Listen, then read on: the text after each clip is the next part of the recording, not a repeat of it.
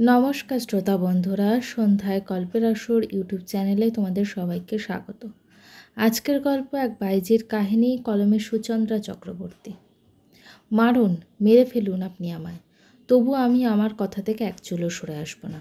আপনি যদি স্বীকার না করেন, আমি চেঁচিয়ে সবাইকে বলে দেবো সবটা। তবে রে, যত বড় মুখ নয় তত বড় কথা, বলেই ঘরের দরজাটা বন্ধ করে দিলেন নৃপতি ভেতর থেকে। মরেই যখন যাবি, শেষবেলা একবার তৃপ্তিটা মিটিয়ে দে আমার, বলেই বাঁকা হাসি হেসে নৃপতির ওপর ঝাঁপিয়ে পড়লেন।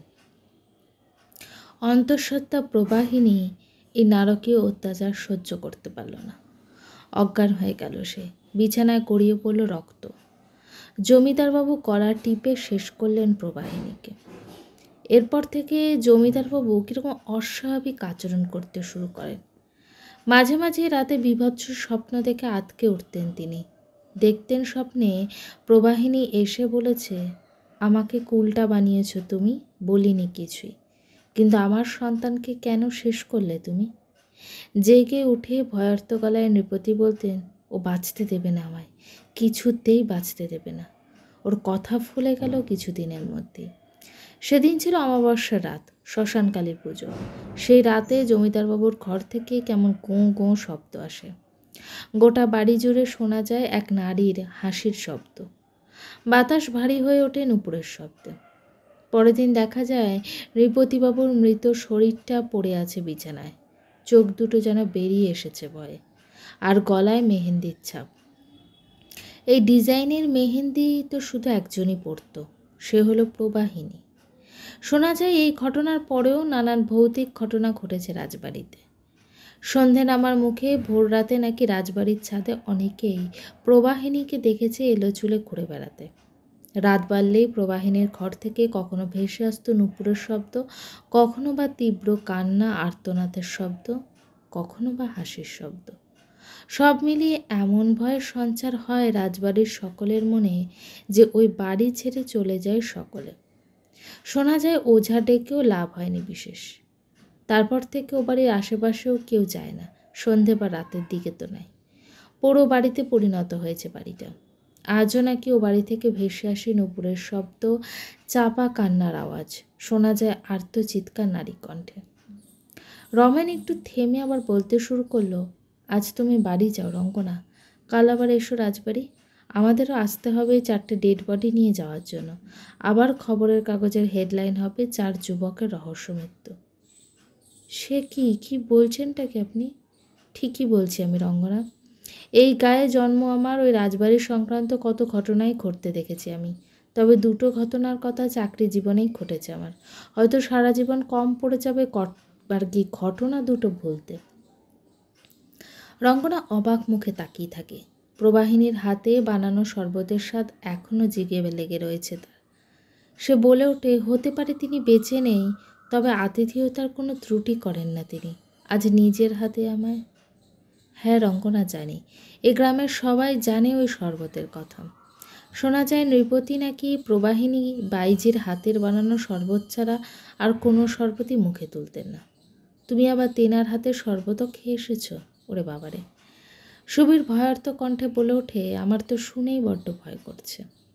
আমার ভয় করছে না, কষ্ট হচ্ছে ওর জন্য। ওর 2 চোখে শুধু দুঃখ ছাড়া আমি আর কিচ্ছু দেখিনি। রঙ্গনা একটু থেমে বলল, আপনি যে 2টো ঘটনা বলবেন বলছিলেন রমেনবাবু, বলুন। হ্যাঁ রঙ্গনা, এই যে বলি। বুঝলে রঙ্গনা, সে প্রায় 6-7 বছর আগের কথা। তার 2-3 বছর আগেই চাকরিতে জয়েন করেছি আমি। হঠাৎ একদিন একটা মেয়ে থানায় এসে হাঁপাতে লাগলো ভীষণ। চোখ মুখ ভয়ে শুকিয়ে গিয়েছিল। আমরা তাড়াতাড়ি জল দিলাম তাকে। সে 1 গ্লাস জল ঢকঢক করে খেয়ে বলতেই শুরু করলো, স্যার আমার নাম কাহন দাশগুপ্ত, বাড়ি হাওড়াতে। আমরা তো অবাক, জিজ্ঞেস করলাম তা অত দূর থেকে নৃপতি করে হঠাৎ কী দরকারে এলে? মেয়েটা বলল, স্যার আমি কলেজে পড়ি 3rd ইয়ারে। একটা ছেলেকে ভালোবাসতাম আমি, তার নাম ঋদ্ধি। কিন্তু বাড়িতে ওকে কেউ মেনে নেয়নি, তাই ঠিক করেছিলাম পালিয়ে যাব ওর সাথে। সেই মতো পরিকল্পিত করেই কলেজ বেরোনোর নাম করে রওনা দিয়েছিলাম ওর সাথে। ওর বাড়ি এই নৃপতিগড় থেকে 8 ঘন্টা দূরে একটা মফস্বল চন্দ্রনগরে। তাই হাওড়া থেকে পলাশপুর যাওয়ার ট্রেনও ধরেছিলাম আমরা। পলাশপুর থেকে ভেবেছিলাম বাসে যাব চন্দ্রনগর, কিন্তু সেদিন পলাশপুর পৌঁছতে এত রাত হয়ে গেল যে বাস স্ট্যান্ডে এসে শুনলাম শেষ বাস চলে গেছে। আমি তো খুব টেনশনে পড়ে গেলাম, এত রাতে কোথায় যাব। ঋদ্ধি বলল, ভয় কি, গ্রামের কোথাও একটা থাকার জায়গা ঠিক খুঁজে নেব, চলোই না। তা আমরা দুজনে একে অপরের হাত ধরে হাঁটতে শুরু করলাম। হাঁটতে হাঁটতে কখন যে নৃপতিকরের রাজবাড়ির সামনে এসে পড়লাম খেয়ালই করেননি, জানেন।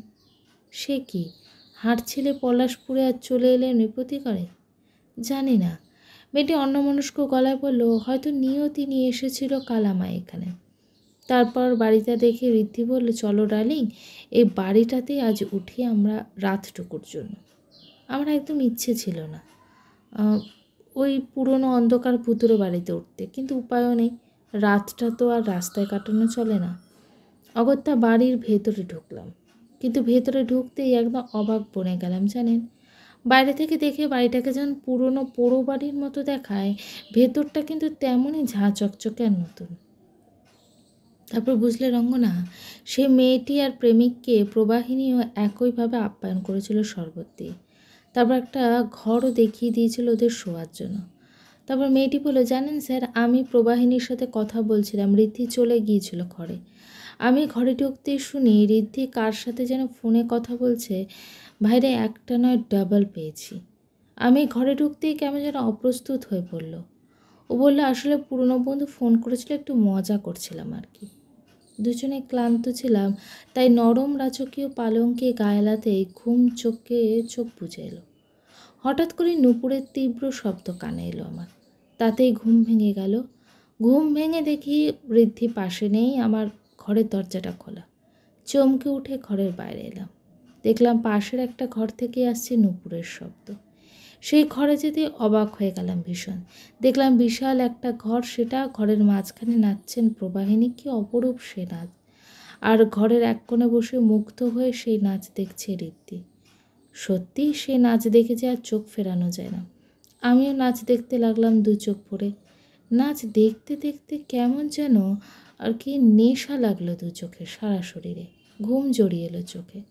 সেই ঘরের বাইরের মেঝেতেই শুয়ে পড়লাম আমি। কখন যে ঘুমিয়ে পড়েছি খেয়ালই করিনি। ঘুম ভাঙল প্রবাহিনীর ডাঙে। ঘুম ভেঙে দেখি সকাল হয়ে গেছে, আর মেঝেতে নয় পালঙ্কে শুয়ে আছে আমি, কিন্তু ঋদ্ধিকে দেখতে পেলাম না কোথাও।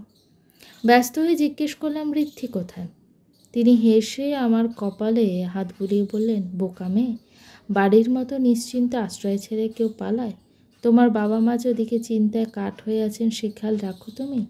আর ঋদ্ধিকে চাই তোমার, এই নাও। বলেই তিনি একটা খবরের কাগজে কাটা টুকরো দিলেন আমার। এই দেখো। কি বলবো স্যার, কাগজের টুকরোয় লেখা খবরটা দেখে তো আমার চক্ষু ঝলক গাছ। ঋদ্ধির ছবি দেওয়া আছে আর নিচে নামটাও লেখা আছে। ওর আসল নাম পীযূষ দত্ত। মেয়েদের প্রেমের জালে ফাঁসিয়ে তাদের পাচার করে দেওয়াই ওর কাজ। পুলিশ ওকে খুঁজছে, কিন্তু নাম পরিচয় গোপন করে ঘুরে বেড়াচ্ছে, এমন যে পুলিশ নাগালই পাচ্ছে না। আমি ভীষণ অবাক হয়ে গেলাম। প্রবাহিনী বলল, জোর বাচার বেঁচে গেলে এই যাত্রায়, আর যেন এসব ফাঁদে পা দিও না। যাও, বাড়ি চলে যাও এখন। প্রবাহিনীকে ধন্যবাদ দিয়েই চলে আসছিলাম আমি, কিন্তু ঘরের বাইরে বেরোতে অবাক হয়ে গেলাম আমি। আগের রাতে বাড়ির ভেতরটা যেমন ঝাঁ চকচকে দেখছিলাম, সকালে দেখি সেসব কিছুই নেই। বাড়ির বাইরেটার মতো ভেতরটাও পুরনো ভাঙাচোরা দেওয়াল। এরপর ঘটল আসল ঘটনা। আগের রাতে যে প্রকাণ্ড ঘরে নাচছিলেন প্রবাহিনী, সেই ঘরের পাশ দিয়ে যাওয়ার সময় দেখলাম ওই ঘরটাও তার আগের রাতের মতনই নেই, হয়েছে যেন বহুকালের পুরনো এক ঘর। ঘরটায় ঢুকতেই মনে হলো চোখ দুটো পুজো বেরিয়ে আসবে আমার ভয়। ঋদ্ধি ঘরের মেঝে পড়ে রয়েছে মৃত অবস্থায়, চোখ দুটো যেন বেরিয়ে এসেছে তীব্র আতঙ্কে, যন্ত্রণায়, আর গলায় রয়েছে মেহেন্দির ছাপ। বড় চেনা চেনা লাগলো এই মেহেন্দির ডিজাইনটা আমার। তারপর মনে পড়লো এই সেম ডিজাইনের মেহেন্দি আমি প্রবাহিনীর হাতে দেখেছি। চিৎকার করে ডাকতে লাগলাম তাকে, কিন্তু কেউ উত্তর দিল না। বিশাল ফাঁকা বাড়িতে আমার গলার স্বর প্রতিফলিত হতে লাগলো। গোটা বাড়ি তন্ন তন্ন করে খুঁজো, আর প্রবাহিনীকে খুঁজে পেলাম না। তিনি যেন একটা হাওয়ায় মিলিয়ে গেছেন কর্পূরের মতো। হঠাৎ একটা ছবি দেখলাম বাড়ির দেওয়ালে টাঙানো, ফটোগ্রাফ নয়, পেইন্টিং। ছবিটা প্রবাহিনীর, কিন্তু ছবিটার উপর ধুলো মাকড়সার জালের ভাষা। কোনো রকম ধুলো সরিয়ে দেখি ছবির নিচে পেন্টার নিজের নাম সই করে ডেট লিখেছেন। এক সাহেব পেন্টারের আঁকা ছবি সেটা, নিচে ডেট লেখা আছে 3 ফেব্রুয়ারি 1872। কি বলবো স্যার, মনে হচ্ছিল মাথা করে পড়ে যাব আমি। কোনো রকমে নিজেকে সামলে পালিয়ে এলাম আমি। একটু থেমে রমেন বলল, মেয়েটি দরদর করে ঘামছিল, হাতে ধরা ছিল সেই কাগজের টুকরোখানি। আমরা দলবল নিয়ে ছুটলাম রাজবাড়ি, দেখলাম মেয়েটা একটা বর্ণও বানিয়ে বলেনি। রাজবাড়ির প্রকাণ্ড জলসাঘরে এক কোণে পড়ে আছে ঋদ্ধির দেহ। চোখ দুটো কি ভয়ানকভাবে বেরিয়ে এসেছে প্রচণ্ড কষ্টে, আর গলায় মেহেন্দির ছাপ। অথচ জানো রঙ্গনা, বডিটাকে মর্গে পাঠানোর পর মেহেন্দির ছাপটা বেমালুম ভ্যানিশ হয়ে গেল। ওরে বাবা, সেই ঘটনাটা মনে পড়লে আজও গায়ে কাটা দেয়। মনে হয় যেন ঘটনাটা চোখের সামনে দেখছি। সুবীর ভয়ার্ত কণ্ঠে বলল, দাঁড়া রঙ্গনা, এবার দ্বিতীয় ঘটনাটা বলি। এই ঘটনাটা আরও মারাত্মক। যত শুনছি ওর প্রতি শ্রদ্ধা যেন বেড়ে যাচ্ছে ক্রমশ। দীর্ঘশ্বাস ফেলে রঙ্গনা বলল, আপনি বলুন দ্বিতীয় ঘটনাটা। এই ঘটনাটা প্রায় 3 বছর আগে। এক সদ্য বিবাহিতা মেয়ে হেমন্তিকা তার হাজব্যান্ডের সাথে এসেছিল এই নৃপতি করে। তার বর প্রিয়ম তাকে এখানে নিয়ে এসেছিল এই বলে সে নাকি এই নৃপতি চৌধুরীর বংশধর, তাই রাজবাড়িতে সে যাবে সস্ত্রীক। আর রাজবাড়িতেও সকলে অপেক্ষা করে আছে নববধূকে বরণ করে নেবে বলে। সে কি কথা, রাজবাড়িতে তো কেউ থাকেই না। সে তো আমরা জানি রঙ্গনা, যারা এই গায়ে থাকে, কিন্তু বাইরের লোকেরা তো বেশিরভাগই গ্রামের নামটাই জানে না, তো রাজবাড়ির নারী নক্ষত্র জানবে কোত্থেকে। হেমন্তিকাও সেই দলেই পড়ে, যদিও ওর স্বামীটি অবশ্য রাজবাড়ির সব ইতিহাস জানতো না, শুধু জানতো নৃপতিকার একটা পোড়ো বাড়ি আছে, যে বাড়ির ধারে কাছে কেউ যায় না বললেই চলে, আর তাই তার স্ত্রীকে নিয়ে ওখানে ওঠাই আর কি পরিকল্পনা করে সে। কিন্তু কারণটা কি, কোনো অসৎ উদ্দেশ্য? রঙ্গনা, শোনোই না পুরোটা। হেমন্তিকার প্রিয়ম গাড়ি থেকে নামতেই একদল চাকর বাকর বেরিয়ে আসে রাজবাড়ির ভেতর থেকে। ওদের লাগেজগুলো নিয়ে যায় ভেতরে, আর বাড়ির অন্দর থেকে বেরিয়ে আসেন কিছু মহিলা বরণ ডালা সাজিয়ে। নববধূকে বরণ করে ঘরে তোলেন তারা।